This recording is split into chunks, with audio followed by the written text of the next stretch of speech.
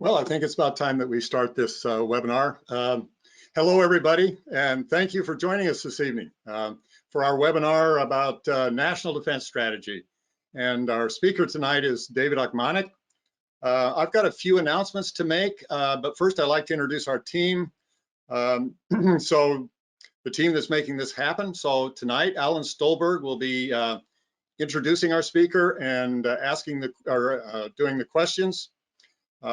Just to remind you if you want to ask a question, all you do is on the right-hand side, there should be a block there, a gray block with some white lettering in it, and second to the end is the questions.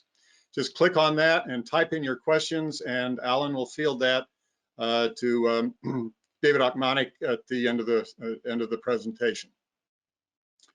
A few other announcements. Oh, yes, behind the scenes tonight, Dan Kleck from Legend is helping us again, and Matt Smith, our FPA secretary, is also helping us. A few announcements. I'd like to announce that Steve Hubler has taken over the embassy trip. I think I mentioned that last time. Thank you, Steve, for that. Steve has been very active in that. He's pursuing both the State Department and the European Union for the embassy trip. He's being helped also by George Hinson, so thank you also, George. We will be looking at both in-person and virtual options. This is in May, and not sure how it's going to be in May, but in December, we're going to have a board meeting, and the board is going to decide on the embassy trip, whether we do in-person or virtual, and we'll let you know right after that. Hopefully, we'll also be able to know about the IF reception in April, whether we're going to be able to have that or not. If we don't have the IF reception, we will be bringing in another topic. We actually have another topic and speaker in mind, and so we won't be leaving April open. We'll fill it with another webinar. The other one is that we have to decide on is the May meeting, which is currently planned for the West Shore Country Club, and we really all hope that's possible. But it's not certain at this time by any means. So we'll be making those decisions at the December board meeting. Also like to remind you, if you haven't renewed your membership, please do that. You can do that by going onto our website and clicking on Join or Renew Today, and you'll get the instructions for renewing your membership. Or you can email Ann Glasgow. If you look in your brochure, Ann's email address is in there, and you can email her and renew your membership.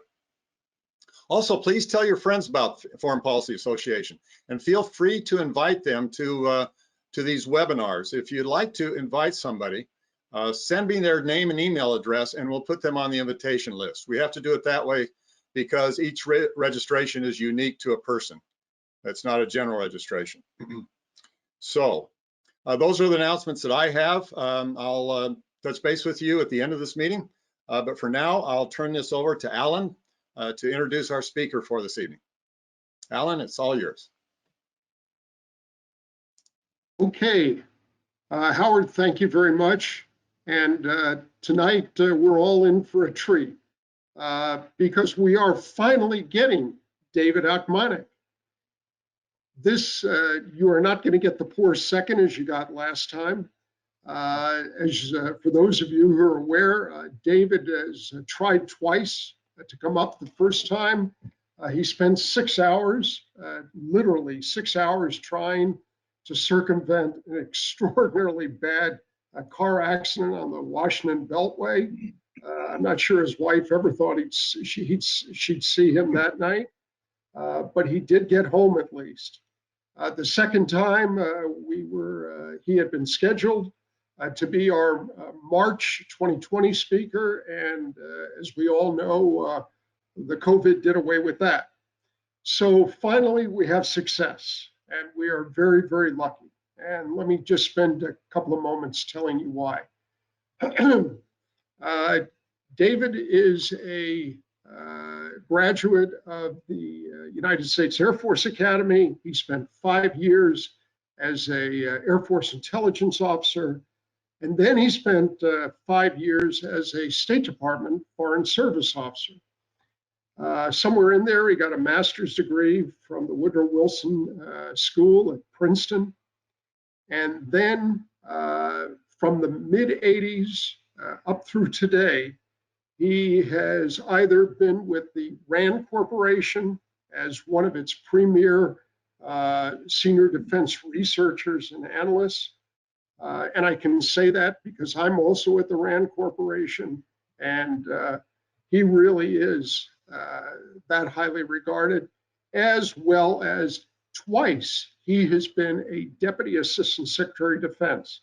Once the Deputy Assistant Secretary of Defense for Strategy in the Clinton administration, and then as the Deputy Assistant Secretary of Defense for Force Development in President Obama's administration. Outside of that, he has spent his time at RAND doing extensive research on things related to defense and to in or about the National Defense Strategy. During his time when he was serving in the Office of Secretary of Defense, he worked on at least 2, if not 3, national defense strategies. He is the guy that Congress calls in to testify frequently about the status of the military, the future of the military, what the military should look like. And all of this is because he has spent the bulk of his professional life working on, in and around a subject we call the National Defense Strategy. The National Defense Strategy is the defense strategy, the primary top-level defense strategy for the Department of Defense. This is the document that tells everyone else in the Department of Defense, as well as the rest of the security sector within the government, what the military should look like and what the military should be prepared to do, what missions it would have in and around the world, how many aircraft carriers, how many submarines, how many F-35 fighters, and so on and so, how many personnel, and what they will be doing in the big scheme of things. You can just imagine the complexity of something like this, but more important, you can imagine the importance of it and the need to get it right. And that's why we are so lucky to have David Ochmanek with us tonight. So without further ado, I'd like to turn it over to David. And David, just thank you so much for taking the time out of your incredible schedule to be with us. Over to you, please. Alan, thanks very much for that very kind introduction. Good evening, everyone. It's a pleasure to be with you virtually. I do wish I could have actually physically gotten up there in our previous 2 attempts, but this will have to do for now. And I'll do my best to talk about the substance of the National Defense Strategy and more importantly, what capabilities we need, how we should be evolving our force, excuse me, in order to implement that very ambitious strategy.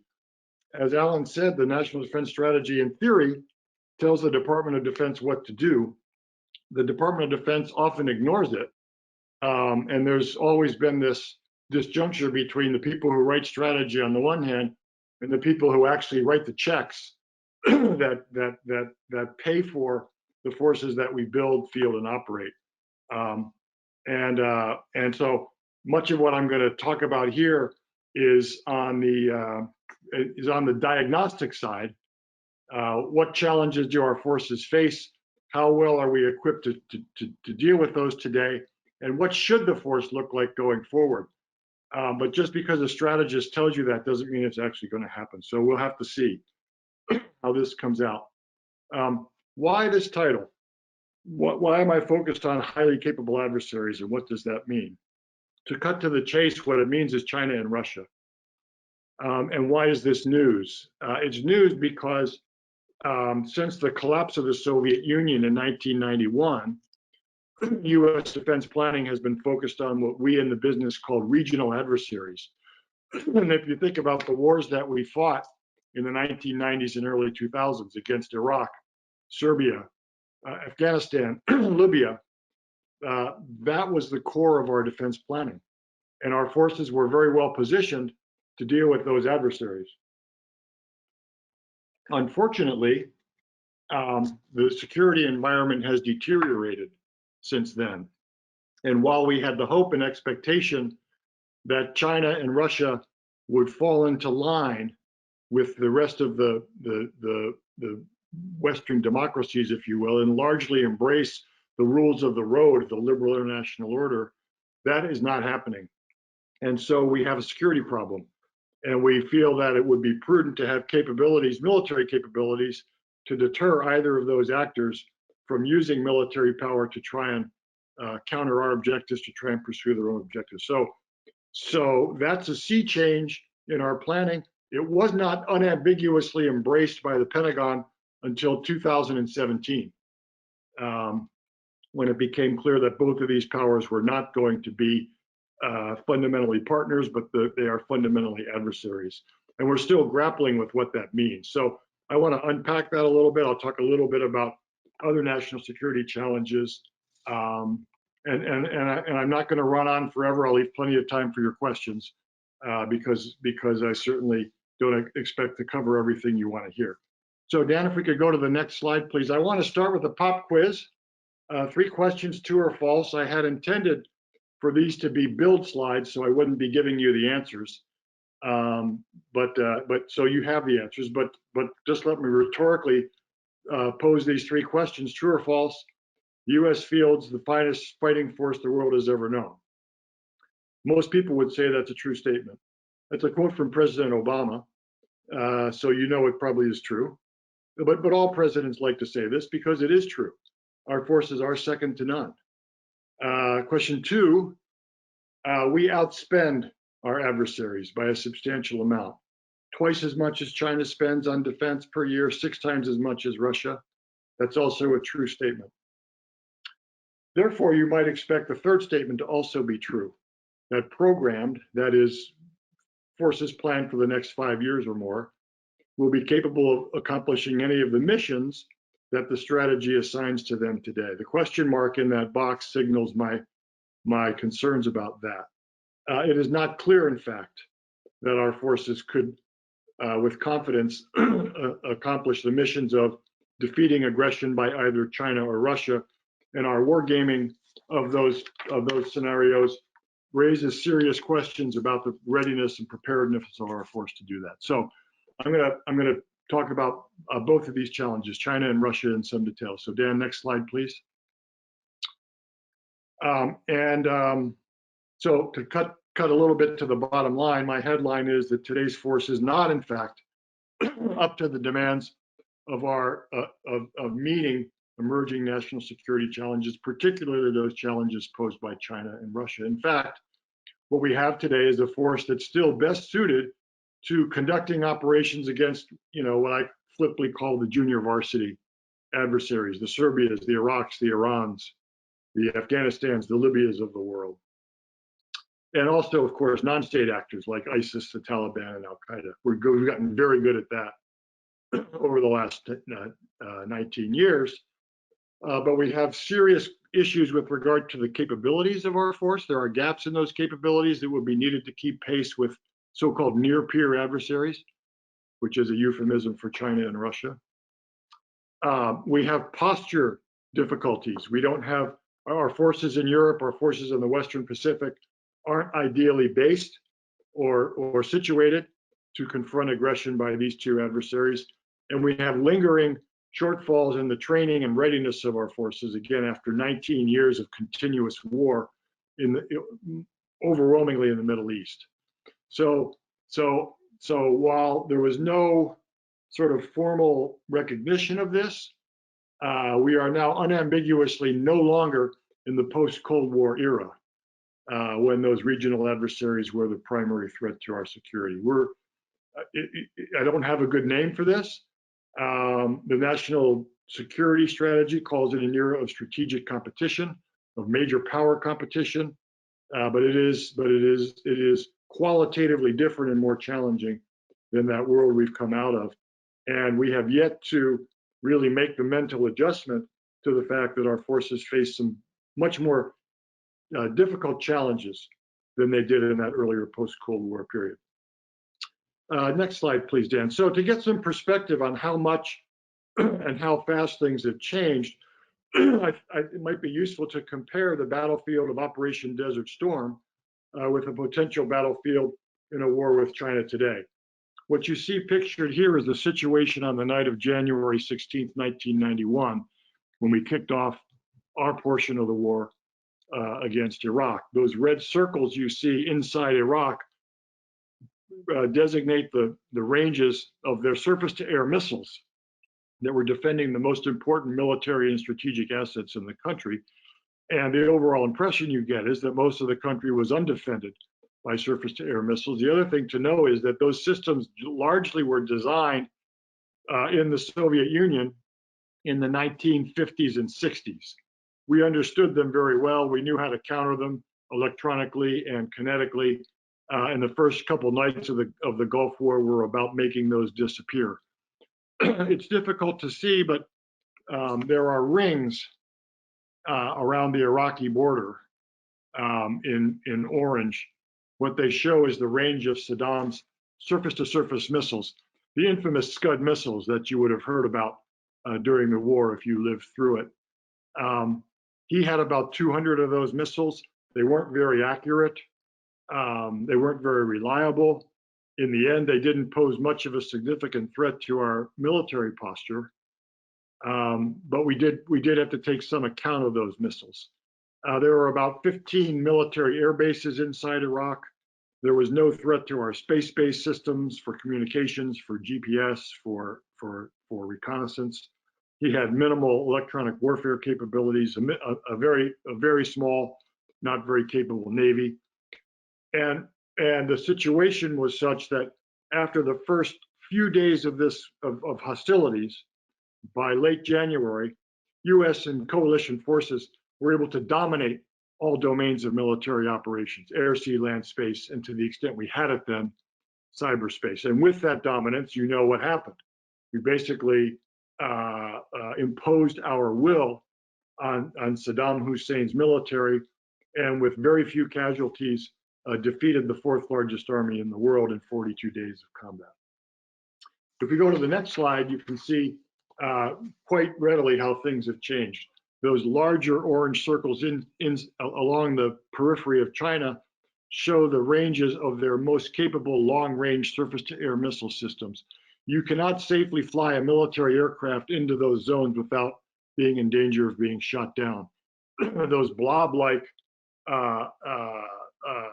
arcs you see coming out of the Chinese coast represent the range of their ballistic and cruise missiles. There are thousands of short-range and medium-range ballistic missiles, hundreds of longer-range, intermediate-range ballistic missiles and cruise missiles. These are very accurate systems. They pose serious threats to even hardened military targets. So imagine the difficulties a commander faces trying to base forces at air bases or move naval ships on the surface into that zone. It's a highly contested zone. Our space-based assets on which we rely for communications, for positioning, for reconnaissance, are all at risk of being destroyed or suppressed by jamming systems.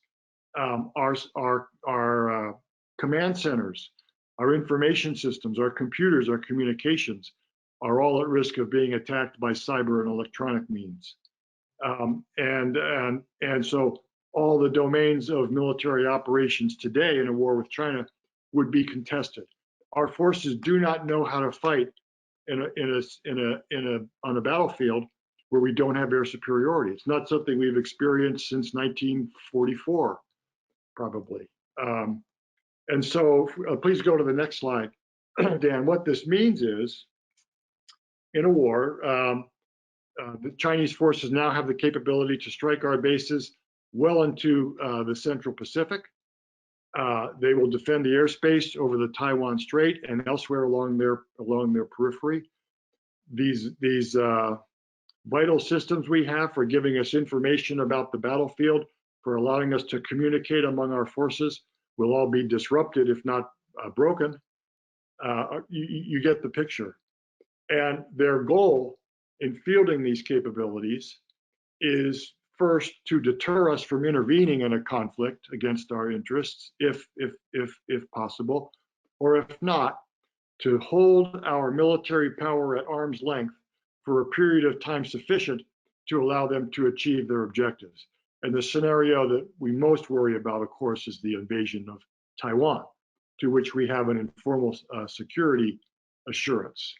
And of course, China has never forsworn the use of military force to reincorporate Taiwan into the People's Republic of China. And so this is the challenge that we place in front of ourselves when we evaluate our forces today. And let me just share with you some thoughts about the general way in which we think we need to go about defeating this kind of aggression. Go to the next slide, please, Dan. So to deter and defeat a large-scale Chinese attack under these circumstances, there are really four major imperatives for U.S. forces. The first, obviously, is to protect our forward forces and bases from these kinds of attacks, or if we can't do that, find ways to bring lethality into that battle space from beyond the range of China's most numerous strike systems. And we're talking here about long-range bombers principally. Number two, we need to find a way to target the enemy invasion force and strike those forces, even in a situation where we don't have air superiority. We do not know how to do that today. We're coming up with concepts for it. We're working on ideas about it. But again, that's not a situation that U.S. forces have confronted in the past. Three, if you can defeat the amphibious invasion, China still has the option of landing thousands of troops with parachutes and with helicopters. We have to defeat those forces as well.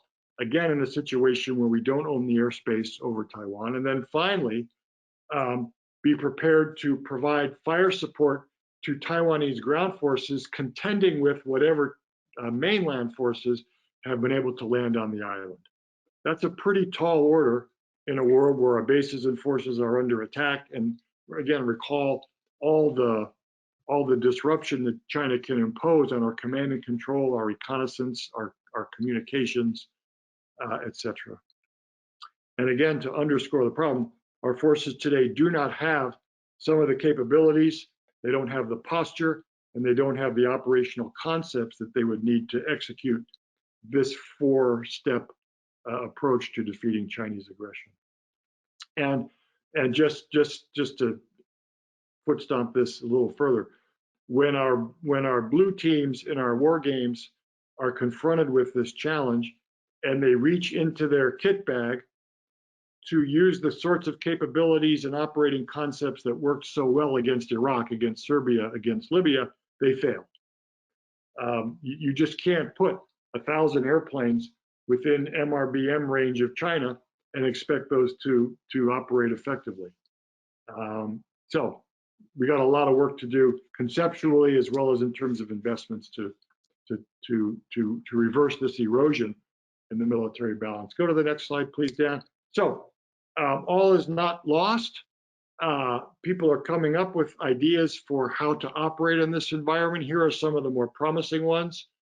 Number one, standoff anti-ship missiles, especially that can be delivered by bombers. So if I can fly my bombers from Alaska, from Hawaii, from the West Coast, and I can equip them with missiles that can fly further than Chinese air defenses, I can reach into that contested zone and start killing the invasion fleet from the outset of hostilities. Of course, I have to know where that fleet is. So I have to figure out how to target it. Even in a world where my space-based reconnaissance satellites are under attack. One idea is that we start building long-range airborne platforms with stealth characteristics so that they can survive over that contested battle space. Another one is to overwhelm the enemy with numbers, with swarms of inexpensive, small, autonomous unmanned aerial vehicles. In the bottom right of this slide, you see a picture of the XQ-58. That's a 6,000-pound unmanned aerial vehicle that's being tested now by the United States Air Force. It can fly 5,000 miles. It has a 1,000-pound payload. It costs about $3 million.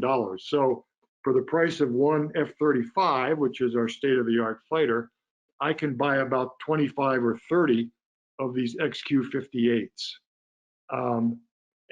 And we're experimenting at RAND with ideas for even smaller, cheaper vehicles that can put so many aircraft in the air that China literally runs out of missiles to shoot at them.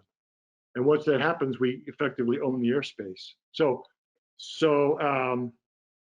that's another very interesting technology coming along the line. Air-based resiliency is a term of art for a series of measures you would take to make your bases less vulnerable to missile attack. Some of this is rather sophisticated, like Patriot missiles. Other things are quite prosaic, like gravel and concrete to fill holes in runways, hardening your munition storage, putting fuel in bladders so that if your above ground fuel tanks are destroyed, you still have gas for your airplanes. We're demonstrating analytically that fairly modest investments in some of these base resiliency measures can make it much tougher for our adversary to destroy airplanes and kill people on the ground. We need to get after their surface-to-air missiles. Today, the principal weapons we have for doing that are outranged by the things they're trying to kill. And so it's a fairly straightforward proposition to field a new generation of SAM suppression weapons that can fly further and fly faster and do what they need to do. And then finally, we don't need to do this on our own.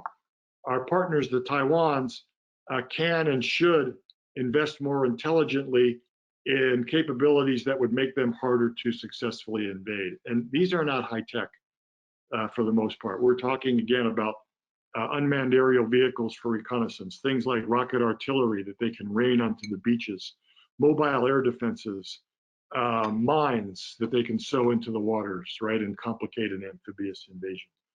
And we think with targeted investments in these kinds of capabilities by the United States and by our partners on Taiwan, we can more credibly confront China with some problems that they don't know how to solve. Okay, let's talk about Russia for a little bit. Next slide, please.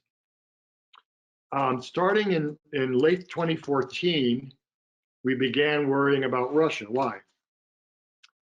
Because 2014 was when they invaded Crimea and then sent troops into eastern Ukraine to in effect hive off the eastern part of that country and take it away from the central government in Kiev.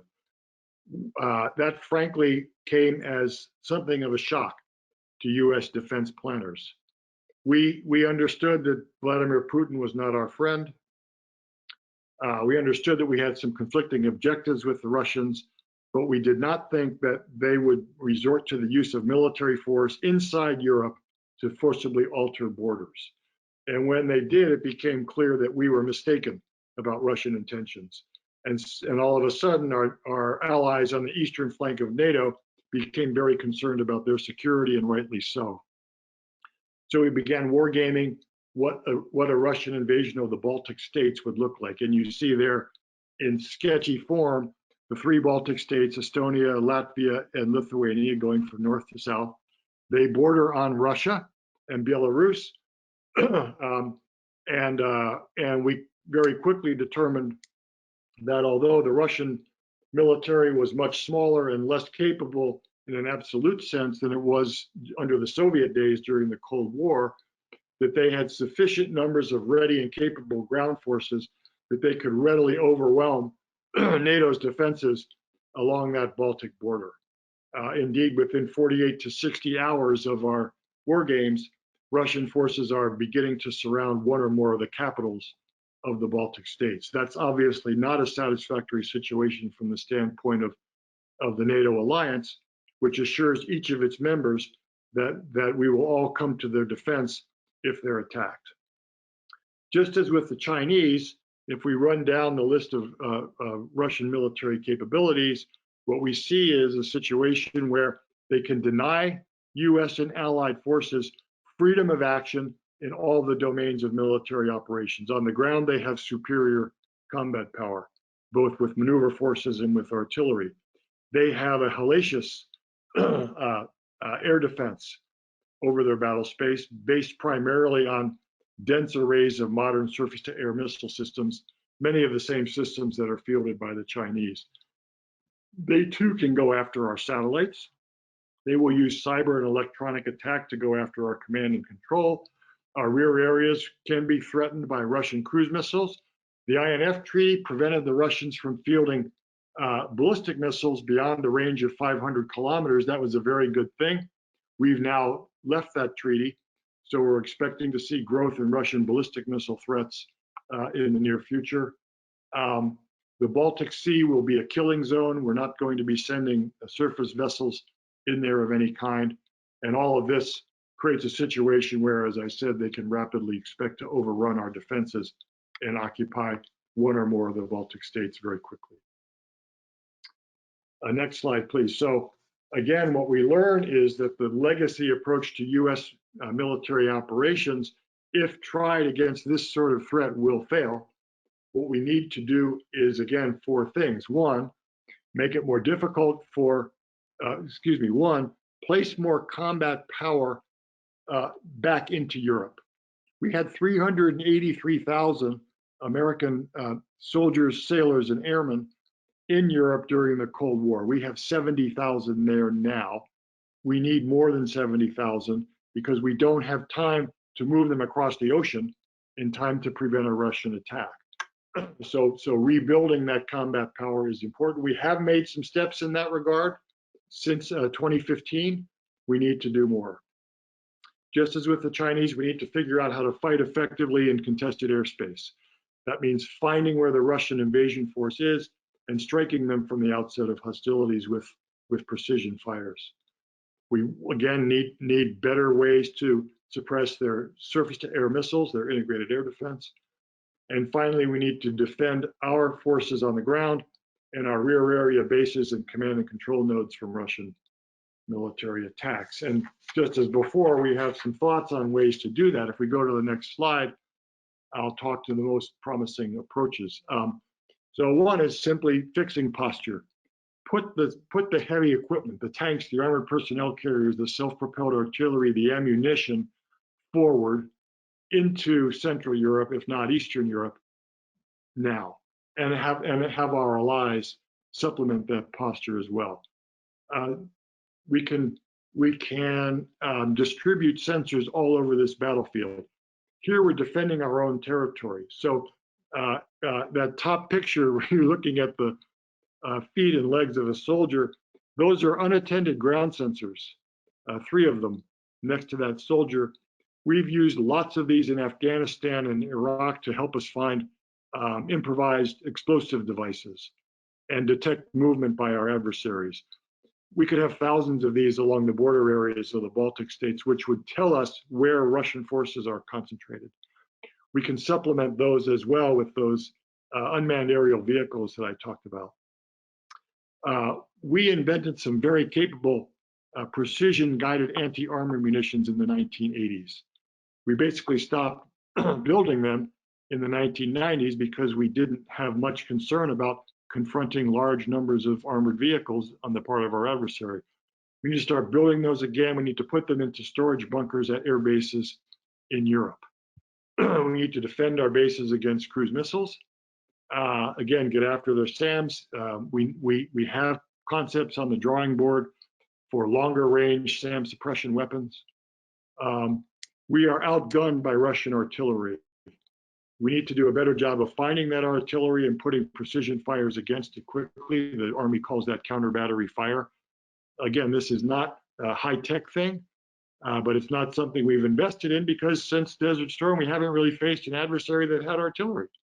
In fact, the United States Army has been converting artillery units into people to drive trucks, do civil affairs, do intelligence, do other kinds of things that are so important in our battles against terrorist and insurgent groups. Our space-based constellations are too vulnerable, and there are ideas for how to make them less vulnerable, including some very interesting ones that involve leveraging the investments that the civilian sector is making in space-based imaging and communications. Elon Musk is putting hundreds and hundreds of communication satellites into orbit. We can contract with him to provide supplemental communications bandwidth in wartime that would be very difficult for our adversaries to suppress. And our allies understand their need to raise their game, increase the readiness of their forces, and make them more available on short notice in case of a Russian threat. Just a few more slides. Dan, if you go to the next one. Prior to 2006, North Korea was a regional adversary. They had a big army. They had a lot of artillery. We worried about that. But, you know, we had answers to that, along with our very capable ally, the Republic of Korea in the south. In 2006, when the North Koreans tested their first atomic weapon, the situation on the Korean Peninsula began to change for the worse. And now it's estimated that the North Koreans have several dozen nuclear weapons, and that these can be delivered by their family of ballistic missiles. This is a very serious development on the Korean Peninsula, and we don't have adequate answers for that. Yes, we have Patriot missiles that can intercept certain numbers of ballistic missiles, but they are not a panacea. If we go to the next slide, I just list a couple of concerns here. Systems like Patriot can be overwhelmed with fairly modest-sized salvos of ballistic missiles. And the North Koreans have many of these that they can shoot at us. So if we're trying to defend, say, Osan Air Base in South Korea with a Patriot battery, that Patriot will intercept the first 10 missiles that are shot at it. The 11th one is going to get through. And if that 11th one happens to be a nuclear weapon, that's a bad day for people on and around that base. Now, people will say, and they do say, look, in the Cold War, we faced the Soviet Union that had tens of thousands of nuclear weapons. We deterred them from using them. We ought to be able to deter North Korea from using its dozens of nuclear weapons. Well, it's not quite that simple, because if war breaks out on the Korean Peninsula and the United States and the Republic of Korea decide that they've had enough of North Korea and they want to end this war by occupying Pyongyang and overthrowing the regime, there's very little you can do to deter the leader of North Korea from using every weapon at his disposal to forestall that outcome, right? It's like trying to deter someone on death row by the threat of execution.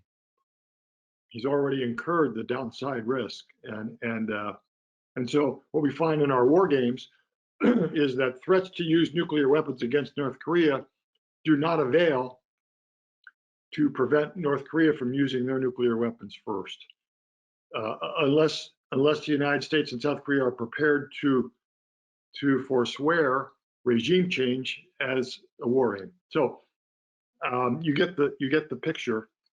This is forcing us to make some fundamental rethinking of our goals and posture on the Korean Peninsula. Next slide, please. So this has us pursuing a number of initiatives. One, it's fine to have Patriot in South Korea. It's fine to have our national missile defenses in Alaska for the United States. We'd like to have another layer. Some of you may have seen that just this week we used a ship-based ballistic missile defense weapon, the Aegis, to intercept an ICBM. There's another layer. A possible third layer is to actually shoot these missiles when they're on the rise. And you can use an air-to-air missile coming off an F-15 aircraft to do that. North Korea is an ideal sort of geography for that kind of extra layer. So they're pursuing that as a possibility. We also want to see if we can do the Scud hunt more effectively in North Korea. That is, do a better job of reconnaissance so we can find their mobile missiles and kill them before they're launched. And we're also aware of the need to beef up some of our conventional defenses on the peninsula to include ways of suppressing the massed artillery north of the demilitarized zone that threatens Seoul and other parts of South Korea. Okay, next slide, please. And then finally, of course, we have adversaries primarily in the Middle East. Iran is pursuing objectives that we don't like, both directly and through proxy groups. And since 9/11, we know as a nation that we need to act against terrorist groups around the world that have the possibility of what we used to call global reach, of bringing terrorist violence to our shores. And we try to keep pressure on those groups, dismantle those groups so that they can't do what Al Qaeda did and plan sophisticated attacks against our citizens and our territory. And again, we've gotten very good at this over the last 19 years. It's not a mission we can walk away from. As the last slide, go ahead, please, Dan. I'll just offer these final thoughts. We are living in a world that is more threatening than the world of the 1990s or the early 2000s. That in some ways represents a failure of our national security strategy, but it's an inescapable reality. Our wargaming points again and again to serious shortcomings in the capabilities, the posture, and operational concepts of our military forces. But the wargaming is also pointing to some interesting and promising approaches to addressing those shortcomings. And most of those new ideas aren't particularly high tech or exotic. It has more to do with making policy choices, redirecting resources, focusing on these problems, not looking for super exotic technical breakthroughs. And I would argue that the National Defense Strategy, which calls for reorienting our priorities to China, Russia, and to some degree North Korea, is calling for the right things. I predict that the Biden administration will double down on that approach going forward and hopefully be able to focus what resources we have for defense on addressing these very pressing problems. Thank you very much for your patience. And I'm very eager to hear your comments, questions, and reactions. Okay. Well, David, thank you very, very much for that extremely comprehensive discussion and analysis of the current situation and potentially the future of the United States National Defense Strategy. So with that being said, let me start you off on some of the questions, and I'd encourage all of you in the audience to please add some in the question block, and I'll be happy to put them forward. The first one, what kind of forces does Taiwan have to defend itself against a Chinese invasion? Could it fend for itself without American support or with minimal American support? Over to you, David. Yeah, Taiwan is I'm good in round numbers here, is a country of about 20 million people, facing a People's Republic of China of about 1 billion people. The People's Republic of China probably spends 50 times as much as Taiwan does on its armed forces. Taiwan has some capable units, don't get me wrong. They have F-16 fighters, they've got armored vehicles and artillery. They have some surface combatants. They're building some anti-ship cruise missiles of their own. But just as China is acquiring capabilities to keep US Air Force airplanes on the ground, to threaten US carrier strike groups at range, to attack command and control and reconnaissance assets, all those threats exist against Taiwan in spades. And so in our wargaming, we find that much of the force structure that Taiwan has fielded actually doesn't effectively get to the defense of Taiwan because of Chinese suppressive attacks. So, so Taiwan definitely needs to reorient its spending toward more survivable defense systems. And I mentioned some of those before. Sea mines, barriers along the beaches, mobile air defenses against Chinese helicopters and unmanned aerial vehicles, artillery, rocket artillery, things of that nature. Even as Taiwan is making those changes, and their new defense strategy does call for these kinds of changes, it's not conceivable that Taiwan could defend itself. It's going to need substantial help from the United States, just because of the mass of military power that China can bring against the island. Oh, thank you very much for that. The next one, would a Chinese attempt to absorb Taiwan likely involve an outright amphibious invasion, or would it more likely involve a massive missile attack and/or declared naval and sea blockade? Over to you, David. Yeah, that's an excellent question. And of course, we don't know what China's strategy is. We do know that China is building capabilities for any of those three options. They can, without question, lay waste to Taiwan's military and civil infrastructure with missiles and air attacks if they wish to do that. Of course, doing so would sort of be killing the goose that lays the golden eggs, and would sort of give the lie to Chinese propaganda that this is for the good of the Chinese people on Taiwan. A blockade is definitely an option. China is building up its surface fleet. We are pretty good at killing enemy ships. We've got the best submarines in the world. I think the Chinese understand that they're playing into our strength if the struggle over Taiwan is purely maritime. And then they are building forces for both an airborne air assault onto Taiwan and an amphibious invasion. So they've got lots of options. They would undoubtedly, in our wargaming, I will tell you that our red teams generally do all three of these things. But at the end of the day, the Chinese leadership would like to have confidence that they control the outcome of the war, and that speaks to an invasion, right? If you recall Operation Allied Force, where we fought Serbia over Kosovo, that was a purely coercive campaign. We were bombing Serbia in order to inflict enough pain on them that they would come to the negotiating table and give up their claims on Kosovo. That took 78.5 days before the Serbians said uncle.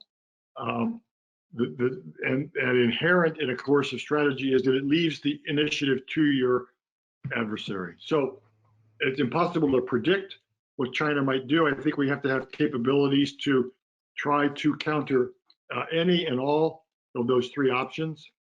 Of the three, the most difficult for us will be to actually protect Taiwan from air and missile attack. We don't have the capability to do that today. Okay, thank you. Very comprehensive again. Next one. Your analysis of the situation with China and Russia did not include the use of nuclear weapons. Is it likely that the losing side in any conflict with the US and its allies would resort to nuclear weapons to try to achieve its political objectives? Over to you. Yep. So another, I don't want to say it's an imponderable question. We can certainly ponder it, but it's not something we can answer definitively. I can speak to our experience from war games, and in those games, because because the adversary usually wins, they have no incentive to use nuclear weapons. The blue teams will sometimes come to us as the game director and ask permission to use nuclear weapons. I will tell you frankly that we usually say no. Why? Two reasons. One, I don't want, and our players are usually active serving military officers or civilians from the Department of Defense or from allied forces. I don't want them leaving the game thinking that, okay, our conventional defense posture is insufficient, but I don't have to worry too much about that because I can always resort to nuclear weapons. The way we did in the Cold War, frankly, in Europe. I don't find that a satisfactory or credible deterrence posture anymore, which gets to my second point. I keep intending to write an article for the political science literature that offers a rule of thumb, which goes something like this. A state cannot credibly threaten to use nuclear weapons in defense of something that at least 20% of that state's population cannot find on a map. I don't think I said that quite right, but at least 20% or more of your population has to be able to find Tallinn, Riga, or Taipei on a map in order for this government to credibly threaten to use nuclear weapons in their defense. That sounds flip, but what I really mean by that is, at the no kidding level of life, is an American president going to be willing to risk New York or Los Angeles for Tallinn, Riga, or Taipei? I have trouble with that. This isn't the Cold War, where we're talking about the defense of the most important democracies in the world from an implacable, ideologically opposed adversary called the Soviet Union. And I don't think we need to fall back on that. I think that the wherewithal to credibly defeat this aggression conventionally is there. We just have to invest in it and field it. So again, impossible to predict how escalation might occur should these wars happen. Wars usually bring surprises to the people involved in them, but from a force planning point of view, I don't spend a lot of time thinking about whether nuclear weapons can bail us out of this conundrum, because I just don't find it. I don't find it either necessary or satisfactory as a solution. Sorry, long answer to a very good question. Okay, excellent question. Here's one that I think is going to challenge you a bit. If the US develops systems that limit Chinese freedom of action, could that force the Chinese hand in dealing with Taiwan sooner rather than later? Yeah, a great question. Right, there's this, so, yeah, if and as the United States decisively moves to start fielding these kinds of capabilities that are called for, does China see their window of opportunity closing? And does that prompt them to attack at a time when they otherwise wouldn't? That can't be ruled out, frankly. And it's not like we can develop these capabilities secretly, right? It's going to get known if we're testing major new weapons or changing our posture in dramatic ways in the region. So they're going to see it. And ultimately, we want them to see it because that's how deterrence works. And so, yes, we have to be mindful of that possibility that we're provoking China into a preemptive strike. And I think there are ways to do that. You can temporarily raise your readiness rates in the region to improve your defense posture as you're building up more long-term capabilities behind it.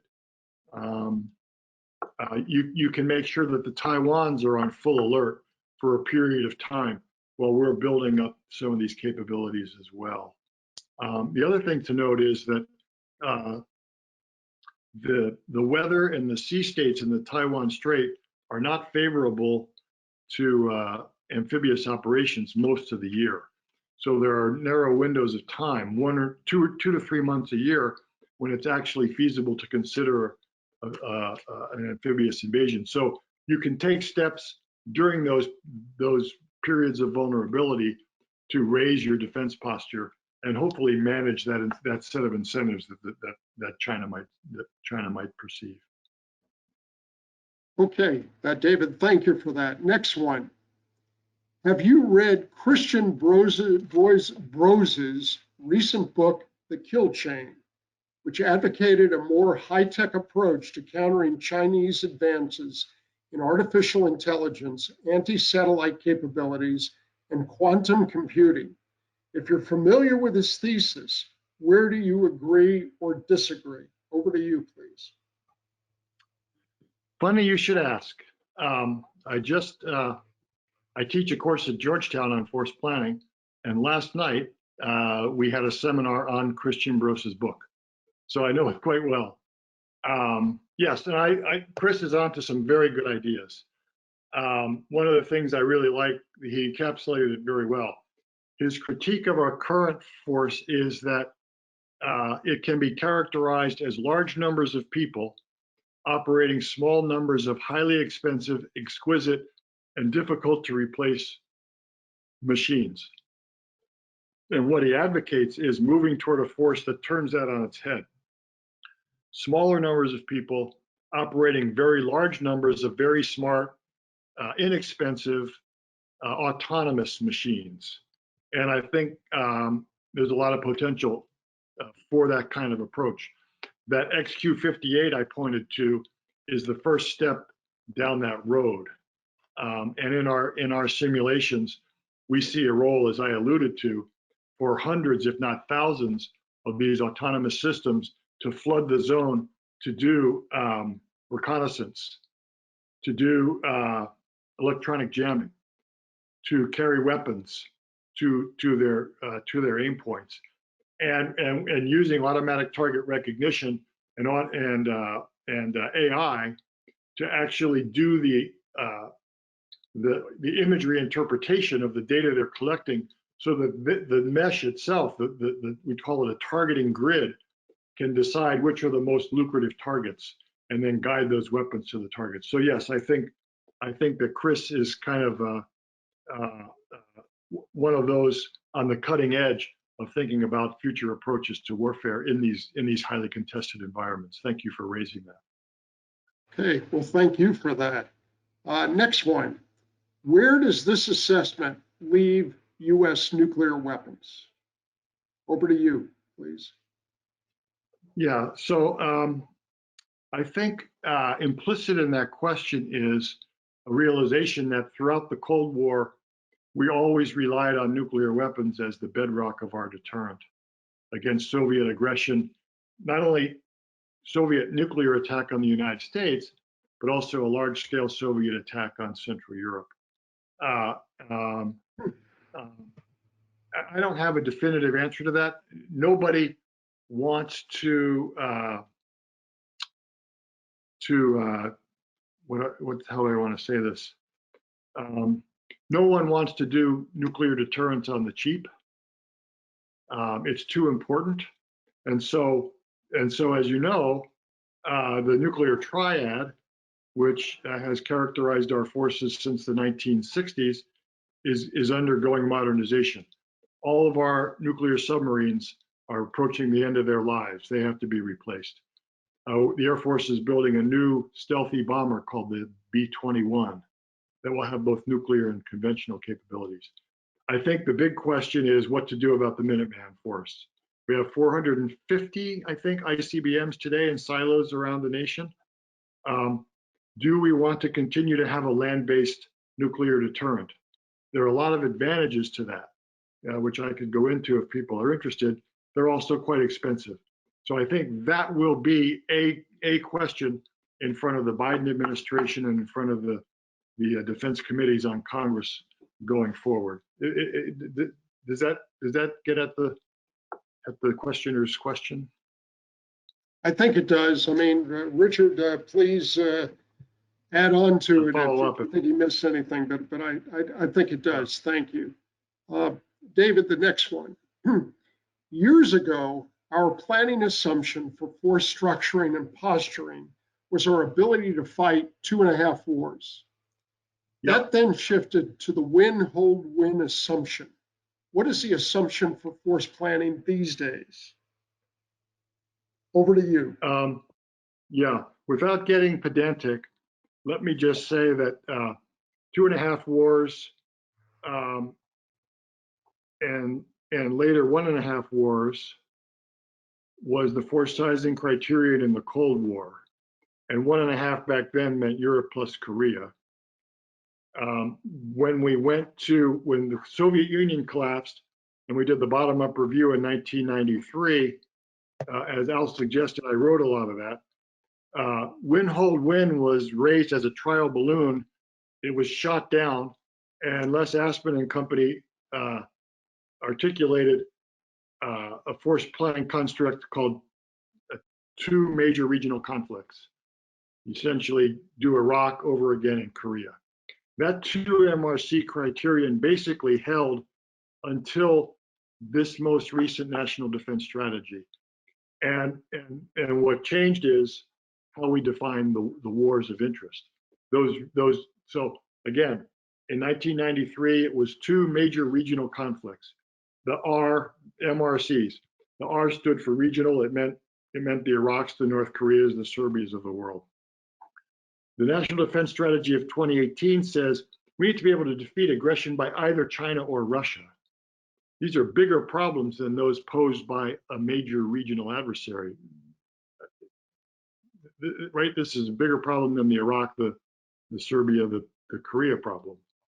And so the sizing criterion now that's used by the Department of Defense comes from the 2018 National Defense Strategy, and it says our forces must be able in aggregate to defeat aggression by any state adversary, including either China or Russia, and deter aggression elsewhere.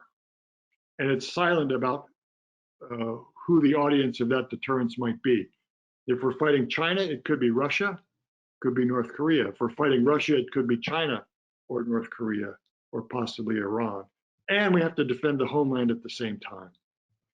So that's a pretty ambitious criterion for our forces. And we haven't really, to a major degree, increased the resources that we're providing to the Department of Defense to do that. So we're in a bit of a crunch with regard to the demands of the strategy and the resources available to execute it. Okay, well, thank you very much for that. Next question. Please address cyber warfare as it's been effectively conducted by ISIS, Russia, and others in recent years. The weapons and strategies have proven devastating without the use of bombs, missiles, or boots on the ground. Over to you, please. Yeah, so absolutely, we are in an era when there is a 5th domain of warfare called cyberspace. And one of the distinguishing features of cyberspace is that it has, that warfare in cyberspace has what economists call low barriers to entry, right? It used to take a superpower to develop a thermonuclear weapon in an ICBM. Now, North Korea has nuclear weapons and ICBMs. And as the questioner points out, everyone from ISIS to Korea to Iran to some kid in his basement can generate malware and insert that into important operating systems, either for fun or profit or war. And so in some ways, we're living in the wild, wild west. And another way that another alarming feature of this is we don't have decades of experience for sort of rules of the road, right? After the Cuban Missile Crisis, the United States and Russia sort of learned a lesson about pressing the other one's buttons, about challenging important national interests, and they did this dance around that and reduce the possibility of unintended escalation to nuclear use. We don't have those informal rules of the road regarding behavior in cyberspace, in part because it's hard to attribute attacks to a particular actor. So it's a problem, and it's a problem that affects, that holds at risk not only our military assets, but also our civilian infrastructure, our electrical power grids, our water systems, things of that nature. our banking system. So you can spin some fairly scary scenarios about this. And I know in the defense sector, and also at DHS, the Department of Homeland Security, we've spent a lot of resources over the last 10 years or so understanding the threat, building cadres of people to help us cope with it and to exploit the medium, reducing our own exposure to these things. We've got a long way to go, and some bad things can happen in the coming years. So it's certainly a growth area in the national security world. That's about all I can say about it. Okay. Well, David, again, thank you for that. So in line with trying to keep the question simple, let me give you another simple one. Is the biggest threat to American national security the fact that our society is deeply polarized rather than any external threat? Over to you, please. Well, that's a question for all citizens right now to answer. And I have no special expertise in governance, but I share the questioner's concern about that. And in these last few months, when we've seen unrest in our streets, we've seen hate crimes, sometimes encouraged by some of our leading elected officials. I think we're all concerned about that, and it raises in your mind the specter of historical examples. How was the Roman Republic defeated? Ultimately, it collapsed internally. Right? They lost the ethic, the ethos that made them great. Their political leaders began to exploit their positions for personal gain. They began, they stopped taking civic duty seriously. I don't think any of us 4 years ago could have imagined how fragile some of our political institutions are. And we've seen that. Each of us as a citizen has a duty to try to fix that problem. I don't know exactly prescriptively how to go about it. I do know we have to listen more to one another. I think our incoming president is setting the right tone on that.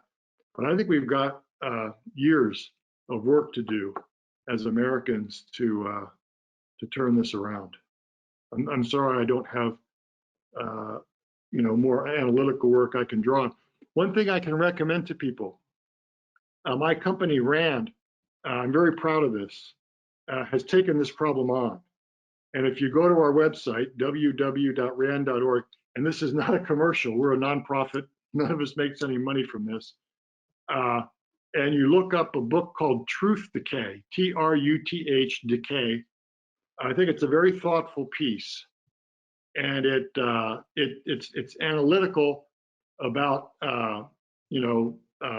sources of information that people get to today, the effect of social media, the effect of disinformation, and how that is deteriorating our public discourse, and it has some thoughts about what to do about it. So there are people in various places working on this, and I recommend that to you if you're interested in learning more about it. Well, David, let me now conclude with a final question. And in all transparency, this one is coming from me. So obviously, I'll make it a real softball. So here we are 6 months from now, and your administrative assistant gets a call, and the Senate Armed Services Committee is calling on you to come testify sometime in the early summer on the future defense posture in what is at that time a Biden administration. Mm-hmm. And you have just come from a meeting from OSD, the Office of Secretary of Defense, and they've told you that the Secretary has passed down the word that defense spending has to get cut. and they are not certain how much it's going to get cut, but it's going to be significant. Everybody's going to have to take it because the debt's going to have to start getting addressed. So, based upon everything that you have said this evening, and looking at a projection with China and Russia still out there as the potential major conflict foes, what do you tell them? What happens? Yeah. How do you go to a drawn down force structure that's going to be better at taking on and countering and deterring the 21st century enemies that we have? Over to you, please. Yeah, thanks for that softball question, Al. And unfortunately, it's not a far-fetched one, right? With what COVID has done to our economy, it would be foolish to think that we're going to get increases in the defense budget, and most analysts think we're going to see zero real growth or actually decline in the absolute purchasing power of our defense dollars, certainly for the next several years. At the same time, we are not satisfied with the capabilities and posture that we have. So how do you square that circle? I think what I would say is something along the following lines. We need to decide within the Department of Defense what the most serious shortfalls are in our capabilities vis-a-vis China and Russia. And we need to find the most affordable but effective ways to fill those shortfalls. And then we'll look what that bill is, and then we'll decide what the bill payers are. And the bill payers can be some very painful things. In Chris Bros's book, he gives a great case study. About 2 years ago, the Secretary of Defense and the Secretary of the Navy proposed that a single aircraft carrier, the Harry S. Truman, not be sent into dry dock for its midlife nuclear refueling. Basically, they were going to mothball that ship halfway through its life. But it would have saved $3.5 billion up front, which is the cost of recoring a nuclear reactor, and $20 billion over the course of the rest of the ship's life. Congress said, no way, because of the jobs involved and so forth. But those kinds of painful, politically, economically painful options are available to generate real money. With $25 billion, I can buy all the drones that Chris Bros wants. I can flood the zone with these things. I can buy those standoff weapons I need to kill 300 ships in the Taiwan Strait. I can buy all those anti-armor weapons I need. So, you know, we spend $700 billion on defense. A small percentage of a big number is still a pretty big number. 5% of that budget is $35 billion a year. I can buy a lot of this stuff with that because this stuff isn't wholesale re-equipping of our forces with major platforms. It's the enablers, the reconnaissance, the communications links, the weapons and munitions, the base resiliency measures, things like that.